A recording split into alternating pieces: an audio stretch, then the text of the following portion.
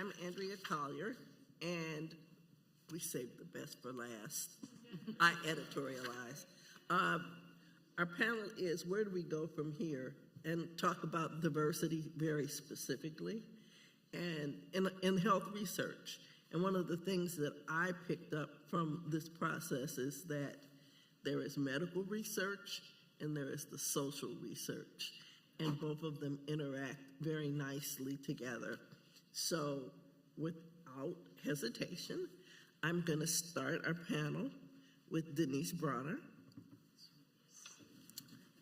who is a wonderful match of having lived the pharmaceutical life, and now she is an entrepreneur in this. And I think that you are the only entrepreneur that we have had. Oh, nice. All right. Big shoes to fill. Hello, everyone. I want to thank the organizers and my moderator for allowing me to come and speak to you guys today. I actually am representing kind of the big bad wolf in this space, pharma, but also looking at it from an investment space as well, which we know right now is kind of in flux. What I wanted to first start off with was really how did we get here? And when you think about back in 2020 when we had the murder of George Floyd, it really was this national outcry about the need to really address some of these social inequities and bias that we have in our nation.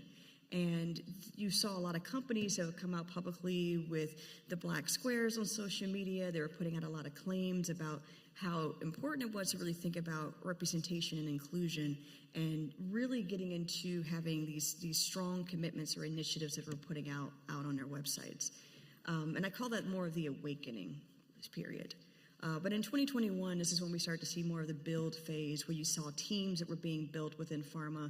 A lot of DEI teams were being put together, moving away from more of a passion project type of setup, and now having more corporate websites, especially in pharma, putting out landing pages and websites about the importance of representation and inclusion within clinical research. And we really saw the need for, different types of initiatives, funding opportunities, grants that were really being rolled out during that time. And then in 2022 is when we really saw the biggest boom. This is when you saw a lot of panels within pharma having a focus on DEI, talking about the importance of enriching data, talking about how do we partner with community voices and leaders within the space. And you saw, a lot of investment within startups that were focused on DEI within this space. And I think this is when you saw the peak. And if anyone was really paying attention, most people would think that 2024 is when things really started to pull back because of the election year, but really it started in 2023. The echoes or the first rumblings of DEI fatigue really started to take hold. And now you were starting to hear from people saying, I'm tired of being made to feel bad. Even if I don't understand it, why do we need to be woke? And you were really starting to hear this push for what is the return on investment in this space? And that shift started in 2023, leading to what I call the great pullback, which really started to take off in 2024 and has really ramped up in this year in 2025. And this is when you started to really see pharma and industry as a whole kind of do a retreat or pullback. So you started to see less and less language around representation, DEI. It was starting to be pulled away from websites, sites that were being pulled down. And you started seeing the changes in titles of different teams from DEI to being more of belonging and inclusion or clinical research excellence. And you had this huge push, although they didn't want to say it outwardly, that it was really the response to the political environment that we're in today. And you started to have more of an aggressive push, especially with vendors that were focused on DEI, to have to prove their ROI, to prove what was the impact on recruitment or on profits and things along those lines. And there were tons of articles that have come out about this, about how pharma seemed to be very silent, where even if companies were very vocal about their DEI stance, were starting to really kind of pull back. And so you started to see this shift in language, which again was important. You needed to find a way to survive in this climate, to kind of not be a target. And so it moved from being more of a moral kind of objective to, well, research or representation in research is a good thing. It's a way to enrich your data. Representation equals good data. It's better for science. And although that is true, it still is putting it in kind of what I call a scarcity mindset, where you're thinking about the fact of, well, it's still something that's lacking. And when you think about how pharma, how any business work, it is for profit. And from the time of 2020 up till now, there was very, very little connection of taking representation and tying it to money, to the actual way of business. And when you think about how pharma allocates money not only for R&D, but for their commercial strategy and acquisitions, you never saw this type of language being tied to regarding representation and inclusion. And so, as you can see on the bottom of the slide, I have a couple of different ways that you could think about this in regards to R&D and acquisitions, or if you're thinking about your commercial strategy, or even thinking about how you can expand your customer pool. How does that actually work? How are you able to capture more of the market in that way? And so you have to think about, how do you marry purpose with profits? And how do we think about DEI beyond the moral objective and think about it being more of a market imperative? But it's also just not with pharma, it's how are we communicating with patients? When we talk to patients, a lot of times it's talking about the fact that people who look like you are not included.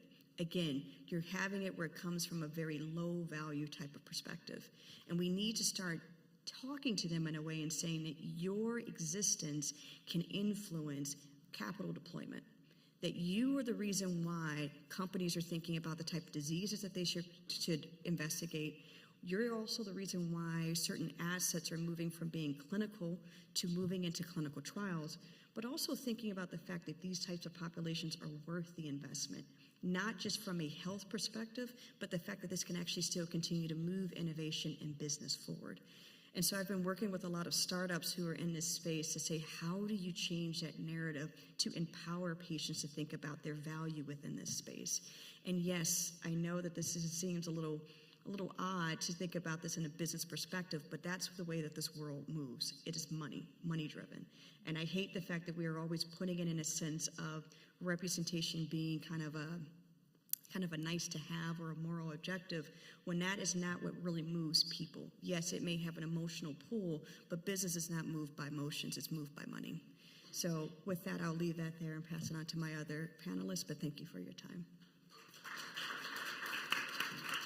Next up, we have Dr. Angelita Howard, who comes to us from Meharry Medical School. Not medical school, I'm sorry. Yeah. This is new. They have a new program called Global School of Health, Public Health. Am I messing that up? Anyway, she'll tell you. Go ahead. She'll tell you. Good morning. There's a song that we are all familiar with. It says, "We are the world, we are the children, we are the ones to make a brighter day, so let's start giving. There's a choice we're making, we're saving our own lives.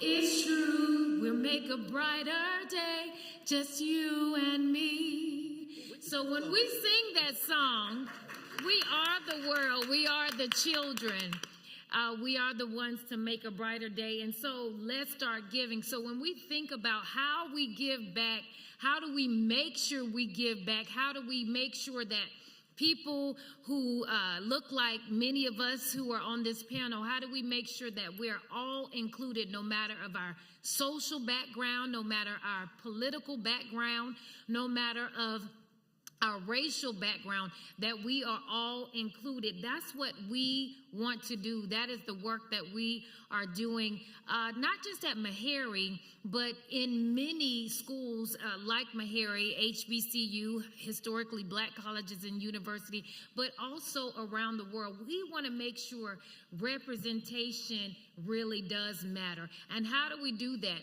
We do that by building pathways. We do that by building pipelines. We do that by making sure that people have access, people have impact, and people are accessible. Things are accessible to people, no matter as I stated, no matter whatever their backgrounds are. So why do we do this in research? One of the things, the biggest areas of concern is clinical trials. We've talked about it. We've heard about it. Many of you are journalists. Many of you are in academician. We need you to write our story. We need you to tell our story. I know earlier on we were talking about the hospital, transgender, and but we need more people to tell the stories. There are a lot of things that are happening. AI is going rampant, but equity matters. If people are not represented across the fields, then we're not only one area, only one population is going to get better. And who are those population? The haves or the have-nots? The haves, right. So it is our goal, it is my goal to make sure as we move through, as we continue to grow, how do we get more people in clinical research? How do we get more participants in clinical research? Now, I'm an educator, so I'm gonna ask the question to you. How do we get more people? How do we get more people to sign up? How do we get more people engaged? Somebody tell me how.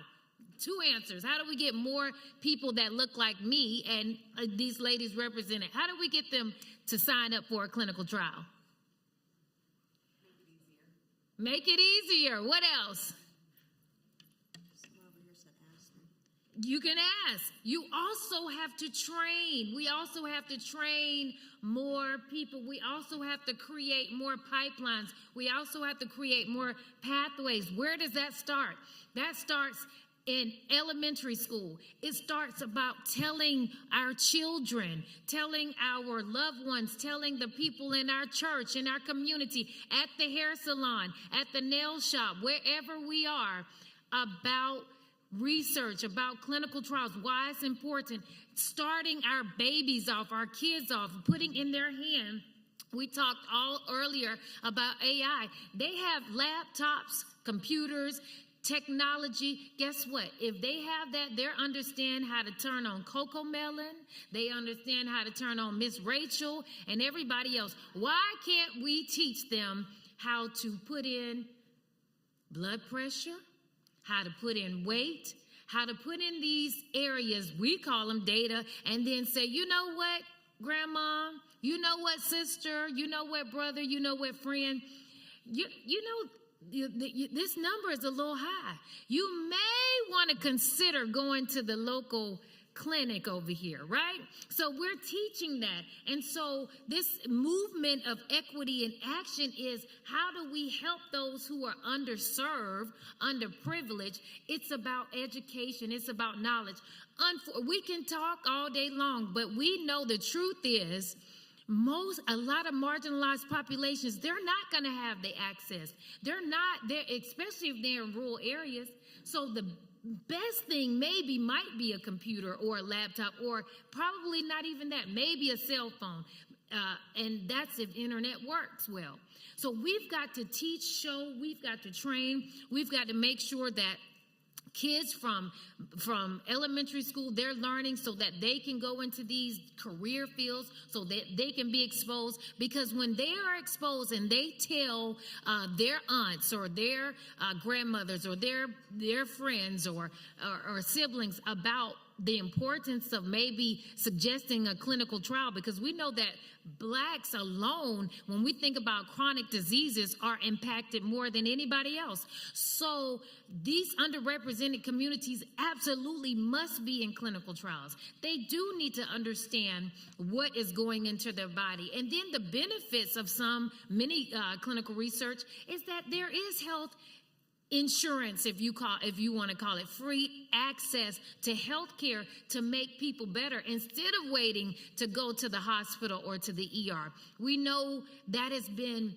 a long path that has happened over and over and over. So it's upon us to make sure that we're training, that we're creating pipelines, that we are creating opportunities for those to get involved, those to get engaged, and those who want to make the world a better place, that we We tell the story. You as journalists, you tell the story. You get the information out there. We as people in academics, we're training from, like I said, from early on, middle school, elementary, high school, college. We're creating pathways for more minorities, more diverse populations. And then for us as clinical staff that we're talking about it, we're telling people why it's important to get involved. Why should it matter? Why do we look different? Why is it that certain populations look different? Why does certain populations,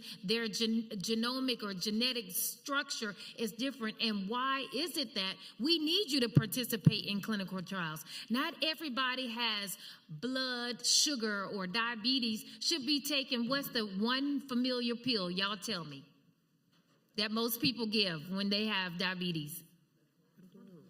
Metformin. Everybody shouldn't be taking metformin. But that's the first thing that's prescribed. Metformin. If you think about the people in justice-involved population in the prison, everybody gonna get metformin. Period. That's not equity. That's not equitable. So this is our responsibility. Remember, we are the world. We are the children. We are the ones to make a brighter day. Thank you. I'm going to give my time back. Thank you, and I will talk to you soon. Thank you.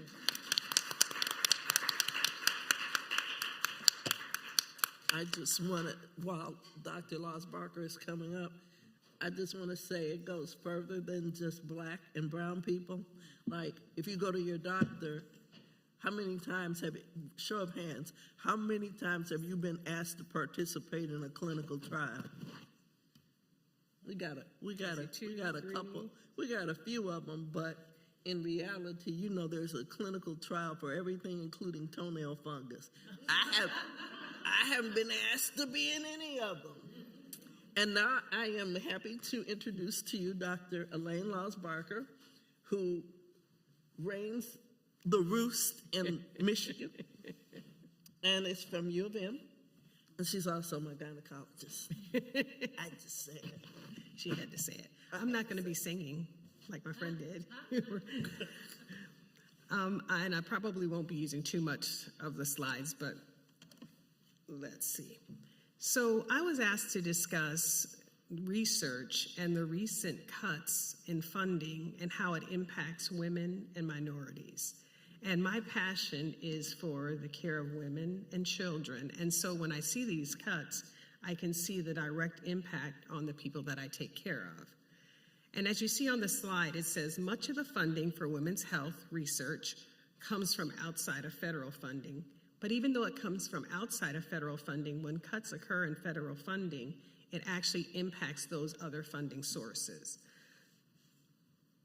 So it's really important for us to understand that women's funding and the way it has been done for many years has not been as robust as funding for healthcare for men and others. In fact, most of the time, women have been left out. And what's important about that is the way we treat our patients, the information that we get from research makes data-driven and informed care most safe and most effective. And so without the data, we can't give the care that the patients need. So what occurs is you get gaps in care. What occurs is you get women that have signs and symptoms of cardiovascular disease, but we don't recognize them because we haven't studied them. We don't have correct medications. For instance, metformin is not for everyone. But if we don't have the resources to do research that includes both women and minorities, then we're going to get a higher number of women dying from preventable diseases because we haven't taken the time to study the diseases in the way that will best treat them. So one of the first things I wanted to talk about is the shifts. So women have care across many different areas. A lot of times a man might go just to a family practice doctor and an internist, but a woman will go to an OB-GYN, then the endocrinologist, then the family practice doctor, and a lot of those things are siloed. Those data systems that we have currently don't talk to each other. And so her care is a little bit here, a little bit there, and the research over the years has been moving forward so that it won't be so siloed and so that it will communicate with each other, but the cuts in funding might take us back to where we were before, which means poor outcomes for our women. And when you think about a woman over her lifespan, you think about her reproductive lifespan, then you get perimenopause, then you get menopause, then you get aging. And we need research, and we need it to be funded so that we can address a woman's entire lifespan of health needs. I hope I pushed the right button. So the top 5 health issues for women: heart disease, cancers, reproductive health, osteoporosis, and a really big one is mental health. We have seen the impact of the lack of addressing mental health care issues, particularly in women. How many of you have seen the news articles where a woman has had a baby and then has postpartum depression and the unthinkable happens? Recently in New York, we suffered a loss of a physician who had a child who got a disease. The child died, and the mother was in utter despair, and the unthinkable happened. So research and how we take care of women is of the utmost importance. The other thing that is concerning about the cuts in research is the cuts in funding to training students. What do you think that the impact of that might have? Anybody? Any suggestions? When you cut funding to learners.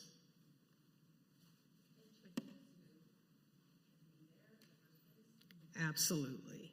So it decreases innovation and it decreases diversity. Because years ago, women were not scientists. Over recent generations, we have more women being scientists, and typically the ideas, the interests, the investigations of the scientists is what drives research. So when you cut funding, it's usually the early scientists that get cut, and again, that impacts women's health because it's lack of inclusivity, innovation goes down, and we tend to be studying the same old things that we were studying before. The other challenge in this situation is when you have large federally funded projects, that money kind of funnels down to local community-based projects. And as our 2 speakers were saying previously about inclusion and diversity, it's the community spaces where you're going to find women and minorities. It's going to be at the hair salon. It's going to be at the church. They might not see the call for clinical trials that are up here on the internet in the universities, but those community-based programs desperately need funding to continue to do the work that we need to do.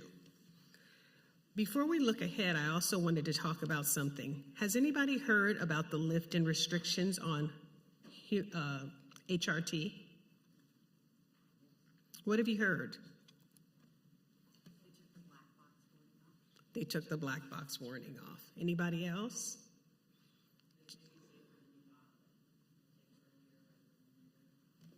That's true. So the stance of the American College of Obstetricians and Gynecologists is that it is nice to have increased access, but we also have to understand that use of HRT, which is also should be research-based, right, should be individualized. The medications that we use, and sometimes those compounding medications, the quality and the safety guidelines are not the same as the FDA-approved ones. That's really important. And that's information that me as a gynecologist and my colleagues have to share with our patients, and it's important for you as journalists to share that kind of information as well. it's a conversation, it's a review of a health history, it's finding out what other medications that they are taking. So lifting a black box warning does not mean we all should just run out and go get it. Because what's good for you might not be what's good for you, or me. So I just wanted to share that.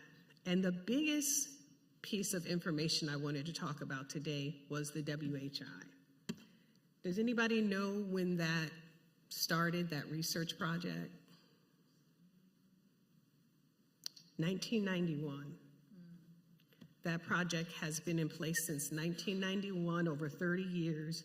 In 1991, they enrolled 161,000 women from over 40 centers, and they have studied how hormone replacement therapy, cardiovascular disease, and a number of different health issues that are important to women, how these things work and what we can do to make a difference. And from the original study, there have been ancillary studies and then follow-up studies.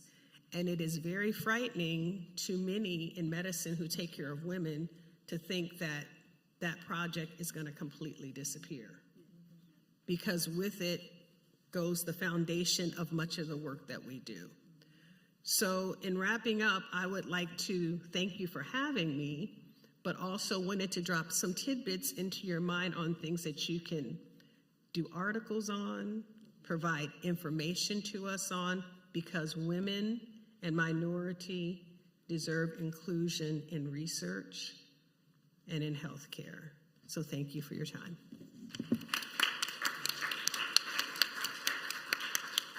Okay, I'm gonna jump right into questions. One of the things that our fellowship project came into is at the same time that we were studying and looking at medical clinical work, also came the idea that research was going to be cut. I think our first session was at Cedars-Sinai, and they were already bracing for cuts in terms of their staff, in terms of their labs, in terms of their all of the above. What happens when we lose the brain power? It could be pharmaceuticals, it could be clinical, it could be who comes into the schools. Who wants to invest in coming to the United States when your funding, your visa, your everything is taken away? So what do you all say about that? What the heck? I know our concern in medicine when we lose like CDC and all of those things, it decreases the development of policies and guidelines and the information that we need, again, to do proper care. So it's very concerning because you wonder, is it going to be a free-for-all? Mm-hmm. Yeah, from the academia side, I'll say this. Again, I currently am at Meharry Medical College. Prior to that, I was at Morehouse School of Medicine. And let's just say if the budget is $138 million, let's just say, or $130 million, and 40% of that is removed because of grants in a moment of a day's time. So you go from walking in, nice weather, and someone drops you in 40 feet of cold ice. Everything freezes, and that's how it felt to us, that we were dropped immediately in cold water and ice. Our shoulders, the stress went from us being right here all the way up to our ears because of the stress that took place in a very short amount of time. And someone, I know she was in here yesterday, that from, I think, University of Pittsburgh had several keywords up there, but that's what took place for us when all of those things, and imagine being at not only a historically black medical school, but those who focus on equity. That's in our mission. That's literally in the mission at Morehouse School of Medicine, in the mission at Meharry, equity, underserved populations. So to take that away meant immediate faculty cut, meant immediate. I remember my daughter was applying for Ph.D. school, and where they normally would have taken 12 students last year, this past fall, they only took 4 students in the program. So, of course, she was not accepted into that. So, you know, those will continue to impact the research that is done, the staff, people jobs, people home, faculty, researchers, if we don't have funding or as funding is cut, especially in those areas that we focus on equity. Yeah, I will say from my own personal experience, going through undergrad and PhD program, there were a lot of grants that allowed me to have a stipend, that allowed me to be able to actually conduct research as an undergrad. And I would say in this current climate, I don't think I would have been able to do that, right? So when I think about how I've been able to progress through academic research into consulting, into pharma, there's a large pipeline that's going to disappear, huge. And when you think about just the being at the forefront of innovation in the academic space, you're going to lose a lot of that, right? You're going to have people making major decisions about what type of career choices they want to go into. You might see more people trying to become content creators, but I think you're going to see this huge shift, right? But outside of that, when you think about other industries like pharma, what's going to happen is when you see these type of cuts happening, industry's going to pay attention, and they too will start to make their shifts. You'll start to see less fellowships, internship programs that are allowing people to come into the pipeline in pharma. You're also going to see fewer doctors who can help to conduct clinical trials. You're going to see fewer staff being able to be site coordinators or other types of staff that are going to be at the site conducting trials. So the entire ecosystem is going to be severely impacted. And I do think that with that shift, you're going to see less of a focus on ensuring that we do have representation and inclusion in clinical trials, and that's going to also inherently change the data that we have moving forward. And we had a beautiful panel right before us talking about AI. And so think about what type of data they're going to be pulling in. We're already pulling from a very homogeneous type of data set as it is. So if we're starting to put more constraints, it's not just going to be on who's there, but it's also what's showing up in the data. So there's going to be far-reaching beyond just being in clinical research or in academics. We're going to see a massive change in how our health system is viewed and how many people are actually going to be able to say, you know, without any type of confusion, what type of disease or condition that they're actually facing. You want to say something else? I was going to add to hers. Go You're ahead. going to see less surveillance and understanding of outcomes, too. Very much so. And that's a big part of how we develop new drugs and treatment plans. Yeah, and I also want to piggyback, you know, I've seen more clinicians on social media growing their social media profile. And I mean, for this whole social content, I don't know if it's to make extra money. Partly. But it is real. I've seen some, I mean, that have thousands of followers, and followers, of course, help them to push out, you know, different agendas and or create, again, the content that is created helps financially. So I don't know if they're seeing some things down the road that could potentially impact them where they are, their hospitals, their systems, where they're pivoting. People are pivoting, really using, you know, social media to make a living. Yeah. We have those conversations. You're 100% right. A lot of my colleagues are looking for the exit door with a parachute. You know, I hear conversations that people are very concerned that people are going to die, and I don't want to be a part of it. Yeah. Conversations, you know how when you're in a career, a lot of times carpenters, their kids become carpenters, and physicians are telling their kids not to do that. Yeah. Don't do it. And you know, also even outside of being a physician, there were a lot of teams within pharma who were very much focused on DEI and clinical trials, and they've all been cut. I mean, entire teams have been removed. And so now you have people who had to look at this and say, well, what type of work can I do? I can't just go to another pharmaceutical company like they used to in the past, because that type of work is not being accepted. It's not being viewed. So now you have people who have branched off, similar to what I've done, is going into consulting or going into other spaces.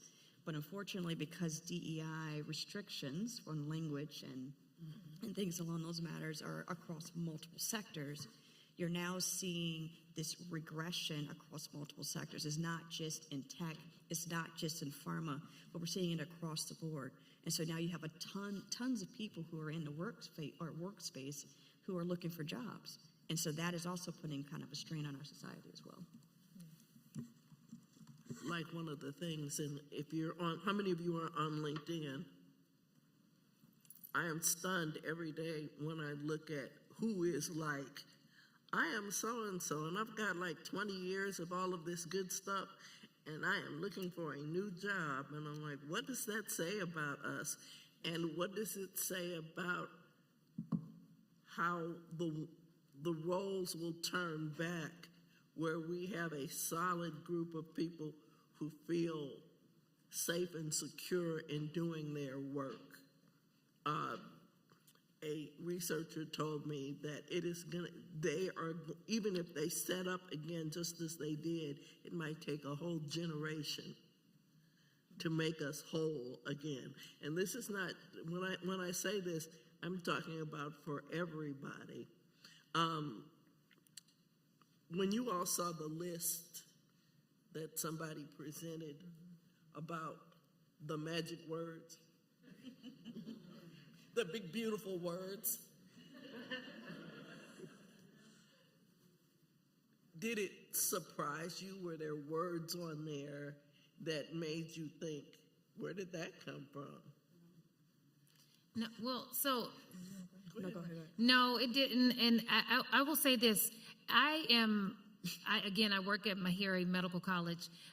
In the School of Global Health, we started the School of Global Health 2 years ago. Two of the degrees, one in particularly, is a Ph.D. in Global Health Equity. So you can imagine what has taken place this last year with students coming in. Now, we had an amazing enrollment the last 2 years. Again, the program is 2 years young. It's a Ph.D. in Global Health Equity. Students begin to be afraid. How do I pivot? How do I change, update my resume?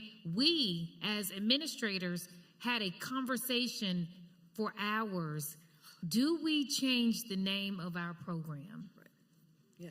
Do we remove equity off of the degree in fear that it's going to stain our students, in fear that it's going to hurt their reputation? Ultimately, we decided no, because the school, the vision, but it became a very tense discussion and real thought. And still a thought, how do we make sure students know how to kind of make it work so that it is not so bold when it's going to hurt them, because ultimately we don't want individuals to be hurt by the name of their degree. Yeah, and I will also add too, it didn't surprise me at all. You could kind of tell where it was heading back in 2022, 2023. So it really did not shock me at all. I will say there was a huge discussion, not just for programs, but also looking at internal teams in pharma, but also looking at just for vendors that we worked with we were partnering with in pharma to kind of help us reach these certain communities on whether they should change their language as well. And so this wasn't just in the company, but it was all the vendors that they worked with as well. Some of the vendor practices of like, do we want to have language in there about wanting to work with DEI-focused vendors? Do we change that rhetoric? And I've had many of startups that I've worked with over the past 16 months who have come to me to say, should I change the language on my website? Because yes, we're in the private sector, but should I change it so I'm not being a target? Because you were hearing internally in some companies that they were looking at who was a DEI vendor, and people were ratting out other vendors about this. So you had vendors scrambling to figure out, should we be changing our rhetoric? And then you had some who said, well, if you change, then you're being complacent. You're kind of bending the knee to this administration. And I said, but you have to think about the bigger picture. If these individuals do not survive, what happens to the communities that they serve? Once they're gone, that gap will not be filled. And unfortunately, I don't think there's any time soon that this administration will be getting pushed out. So we have another 3 years, right? Another 3 years that we might have to be dealing with this. And so we cannot allow these communities to be without service, without having some type of outlet, without having some type of access to care, to just having a community. And I understand that there's a push to want to meet this face on, but when you think about anything, especially in warfare, there's always different types of tactics that are being used, some that are head on and some that are more of guerrilla warfare. So as far as I'm concerned, I say we need to have a mix where some do stand 10 toes down, while others are being a little bit more of a finesse and kind of working their way through that rhetoric. Dr. Laws-Barker, are you seeing, in terms of, now that you all are with U of M, are you having to change the language of the way you talk about certain things, because you're now connected to this big global institution? Right. We've seen a dramatic change. Even we used to have diversity inclusion division. We changed the name completely. We've had an overwhelming renaming of a number of our functions, of a number of our support services, even for staff.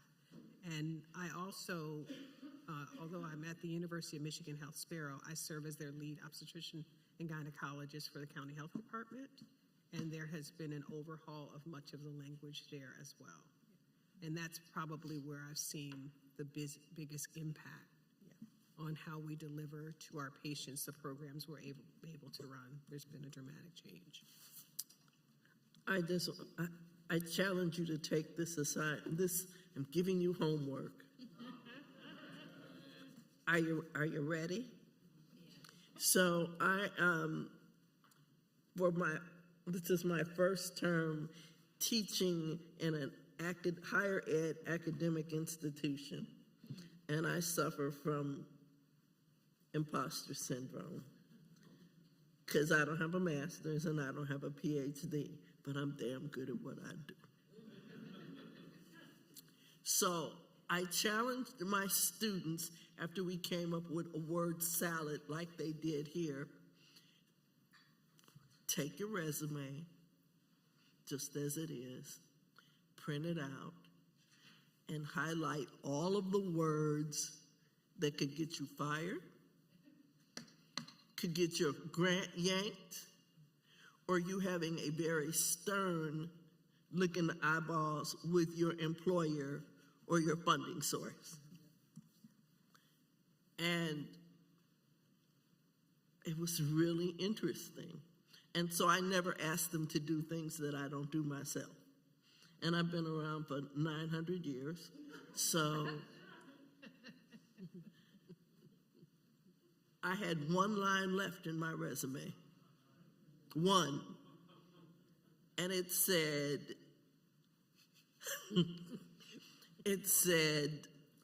once upon a time she worked for the Chicago White Sox.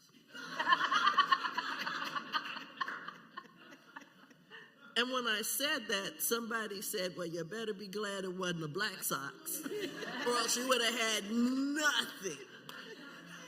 So try that. Your women-based work, your disabilities-based work, everything you got is coming under scrutiny now. And then you have to figure out how to phrase it. So I sat there, I made all of the changes, and then I couldn't sleep. I literally couldn't go to sleep. And then I decided, excuse the language, the hell with that. This is like almost 40 years worth of work on diversity, equity, community level stuff, from HIV to women's health to all of the above. Eventually we just got to be who we are, right? So I urge you just to, with a glass of wine or some milk and cookies. I'm the milk and cookies girl. So, or milk and cookies. Print it out and see how you come out in that. All of the things you worked hard to have and you're proud of in terms of equity, in terms of all of that, where do you stand? And do you care? And the truth is, we got to make a living. We still got to have these, we still got to keep our government jobs, or last year when Trump was talking about our black job, you know, you still got to keep your black job, but what are you going to do and who are you? Next quick question. As I mentioned before, Dr. Laws-Barker is my OB-GYN. Forget the OB part. We're not doing OB no more. Miracles happen. No, we're not. No. So, no, they don't, because you saw our table over there. We had, if you look at our table, we have about 15 rappers. This is why clinical That's the trial menopause is table. Exactly. This is why it's so important that we are focused on what we need to do. This menopause table had about 15 candy wrappers, and we ate them all, and we're unapologetically not ashamed. We are not ashamed. We ate it. We enjoyed it. We're not on HRT. We did what we did because we had access. Access matters. Access to candy, access to air conditioning, all of the above. So here is the question. Here is the big question. As we're talking about women's health research, it has also been hard to get people to focus on that. All of a sudden now, and you maybe can tell me that, or maybe somebody else can tell me, how is it that menopause products, menopause programming, you know, Maria Shriver got menopause leggings, all of the things. How did Halle Berry got, everybody you know has menopause products. How did that become I'm glad, but how did that become a thing? Well, first, I do think that a lot of research was done to bring it to the forefront, but we know with anything, once it becomes in the forefront of people's mind, especially now that we have social media and stuff, people try to monetize things. Yes. And for me as a clinician, you know, when I go on to social media and I see some of the misinformation, it makes me very concerned. Can you hear me? When I see some of the misinformation, it makes me very concerned, and that's why having good research is of the utmost importance. I can tell you that I've had patients coming in, steaming their parts, eating things they shouldn't be eating, applying things to places that they just shouldn't be applied to. It has made me very busy, but I believe that there is a need for more research on menopause, and that's why it's become so big, because for a long time, women didn't talk about it. We made little jokes like personal summer. We might have talked to our friends quietly about it. It was almost a thing that some women were ashamed of, that they were in menopause. So again, it reiterates the importance of good research so that we can have good information and provide the quality care that women need, as opposed to women running to these programs and watching these things on the internet and buying non-effective and maybe even harmful, you know, solutions. Okay, I am going to take a second to say something, and then I'm going to turn it over to you all. Can I do that? Because they will give me the hook. That's why they sit over there. One of the things that we have not done in this wonderful conference for journalists is talk about the impact of all of this stuff on journalists. So I want to say to you, and I think that everybody here has bumped into it or it's coming to you, that we now have to find new ways, new sources to cover stories, right? How many of you have ever done a story that says, according to the CDC, or according to the NIH, right? Now, when the lady from the CDC says, I wouldn't use me as a story, I wouldn't use me as a source, we have to be also about, and we've not talked about this here, the importance of developing new sources as this atmosphere changes. One of the things is, many of you are members of AHCJ, and we talk to each other all the time. I need a source that does this. I need a source that does that. We did that with populating these panels, right?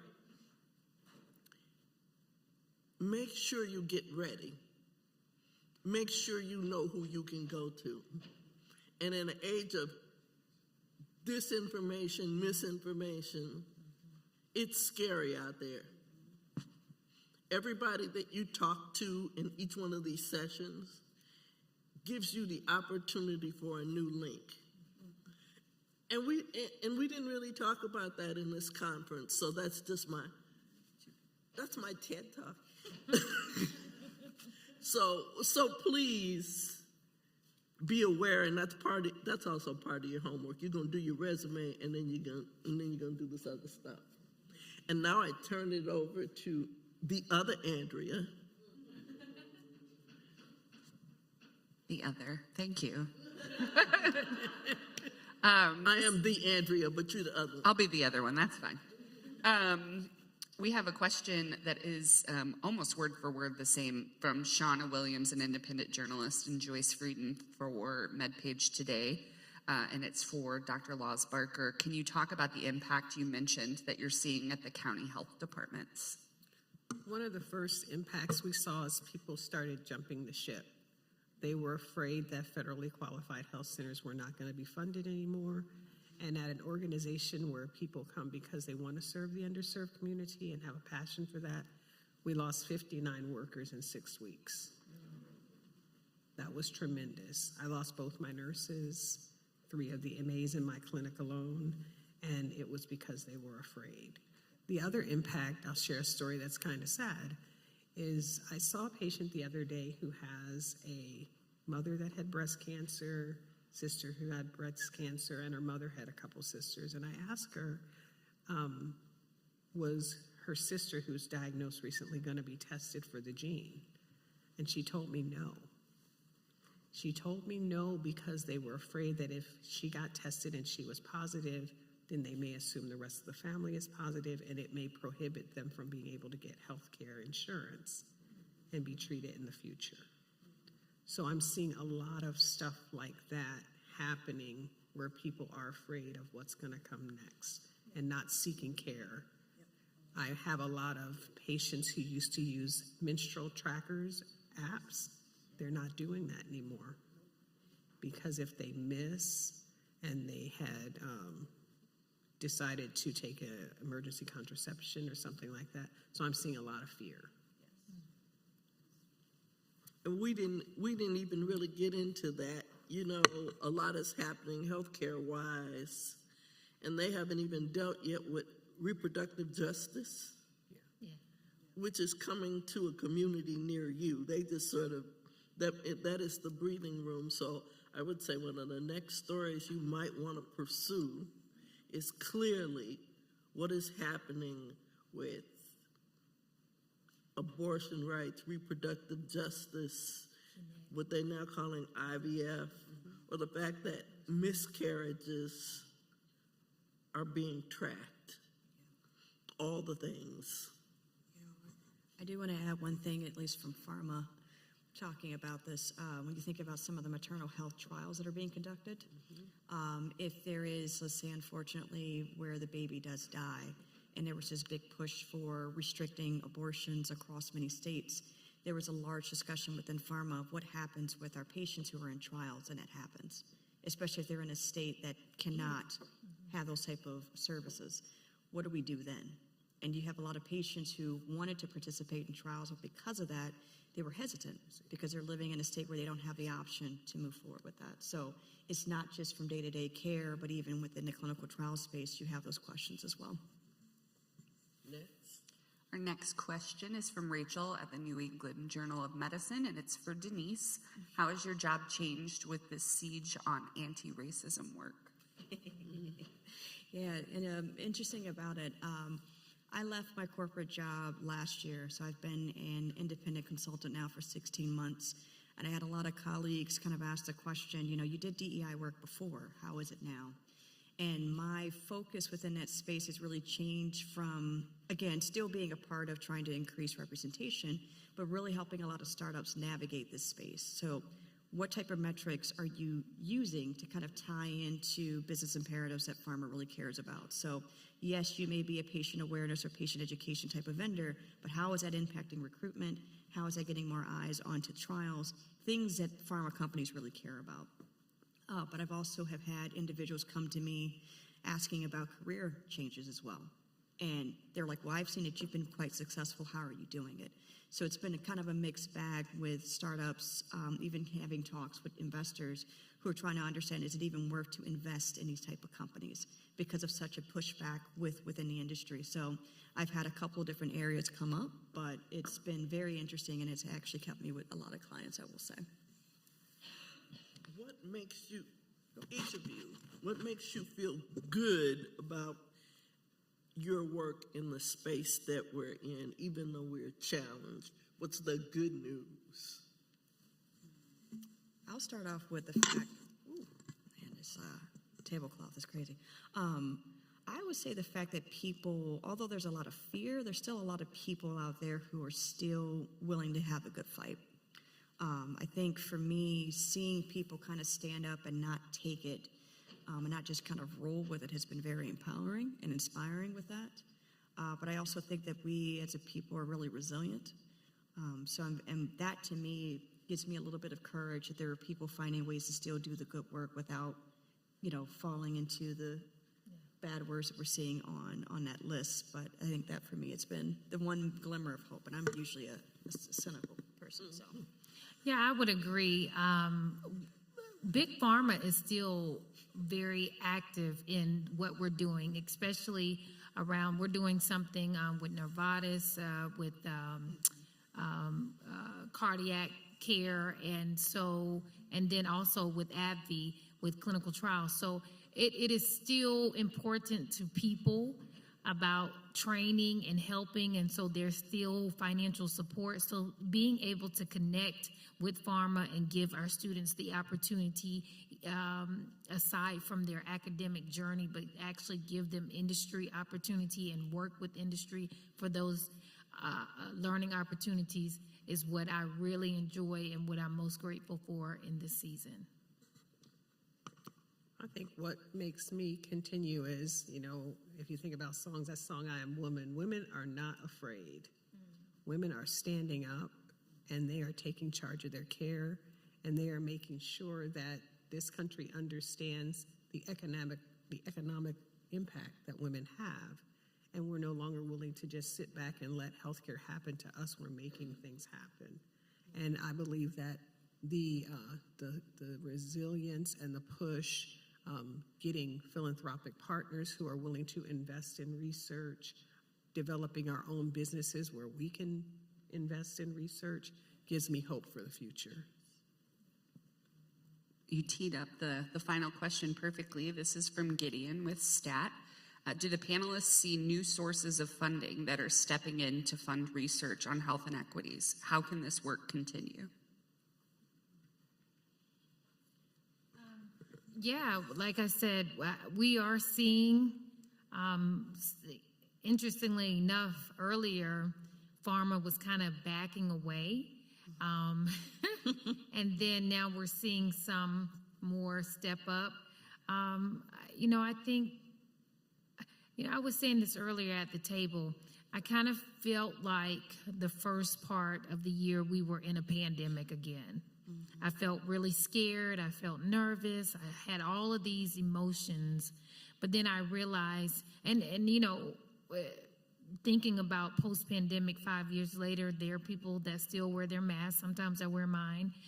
There's still impact, but we've moved on. We're moving on. We're finding new approaches. And so I believe that people will see, our temporary state that we still got to move on. I think things will change. Things will shift. Some for the better, some not. But we have to continue to find ways and work with funders, donors, more private donors. As you could see, several HBCUs were awarded about $50+ million from Jeff Bezos' ex-wife. People don't really know her name, but they know she's his ex-wife. So it works, however it works. But so when people are funding and putting this amount of funding out, it catches on. Hopefully it will continue to catch on. And you know, we won't stay here long. We're here. It's an uncomfortable season, so we're learning how to shift and we're learning how to transition. But, you know, this too shall pass, and we'll get better, we'll get wiser, we'll get stronger, and we'll learn how to navigate our path to continue success. I mean, that's the hope, that we get smarter, right? I will also echo with the private funders and donors. As an angel investor, I have invested in things, to different programs, to startups, and it's been a great way to be able to keep things moving forward. And there are a lot of people within my network who have done that.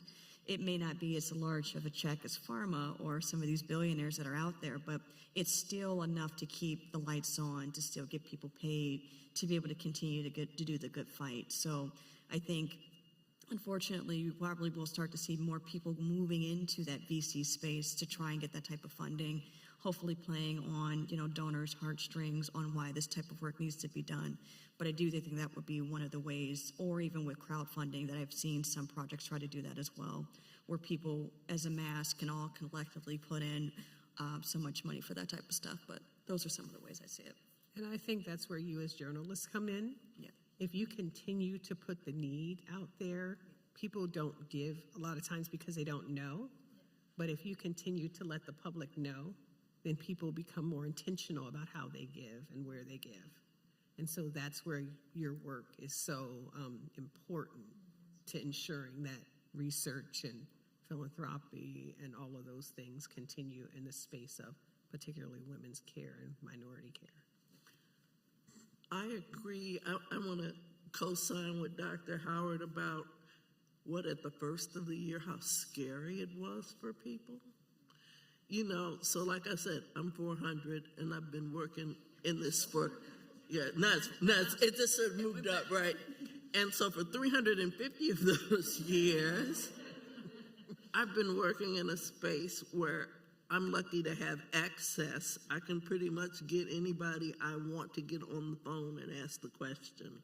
And so in February, I wanted to know from major funders, what does this space mean? Not just for the diversity part of it. What does this space mean? And they were afraid to talk. I couldn't get a single soul to tell me what it meant, for real. And they said, pretty much, we settled on 6 to 8 months before they would really be willing to talk. Because at that point, nobody knew what anything meant.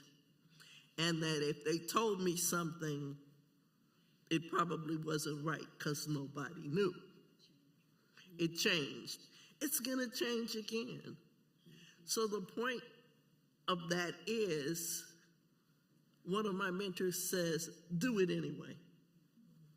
Do the best you can until you just can't do it anymore. And I say that for us as journalists, as, you know, like one of the things, this is journalist, but I am now shifted to becoming a writer versus a journalist, because I might say anything to anybody. And I like that about being 400. So just keep doing the work and asking the questions and letting people roll their eyes or get angry or all of the things. This is a transformational time for all of us, I think. You got anything else? I think we're done. Yeah, I think we're good. She says we're done. Thank you.